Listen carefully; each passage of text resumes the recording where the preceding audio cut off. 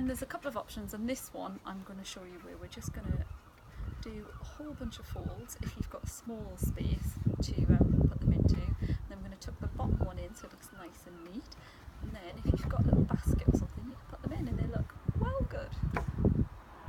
Second option. Second option.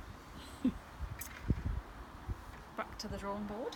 So again, yes, in thirds, and then we're going to fold it like we do the duvet, so we leave a little bit of space, a line down the middle, and then we're going to fold this into itself and hopefully get it looking nice and neat, and then yeah, like so.